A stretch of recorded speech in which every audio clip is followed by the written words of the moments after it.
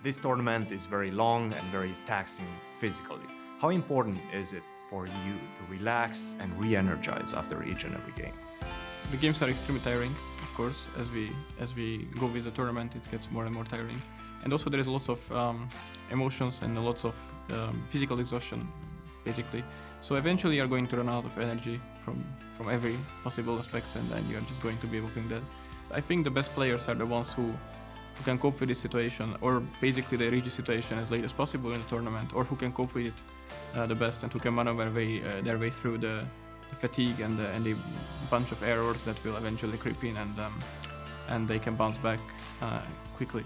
It's important if you think differently, see my games from the match. Yeah, of course, I need to rest after this long and tough championship match. I didn't expect it so tough than I expected. But well, today after the opening ceremony, I think I was get into this tournament. I'm ready for tomorrow's games. Yeah, I say very important. Say it's at least half of what the most important thing you need to do during a tournament. You need confidence and a lot of rest, a lot of sleep. Your brain cannot function without getting a good night's rest. So you have to balance it with preparation. During tournaments, a lot of things can happen, mistakes happen.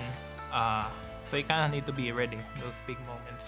Yeah, I think classical chess is the only format where you have just one game to prepare for, and that really makes a difference because you can focus on the particular player or the particular color, and bring your best ideas and have the time to work them out and get them into your system. So I think that's quite exciting. And despite the rapid ability catching on, you still see what classical chess has to offer and the kind of spectacular games we see.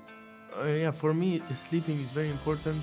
You should have sleep at least 8-9 hours because you will play for 6-7 hours. So you have to have a lot of rest. If you're tired, you cannot mentally be ready and think. So it's very important physically also and mentally.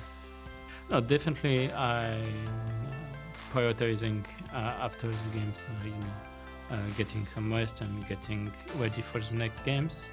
And obviously I'm also doing that on a daily level with physical sports and trying to increase my stamina and such to be ready for tournaments that are tough and quite exhausting.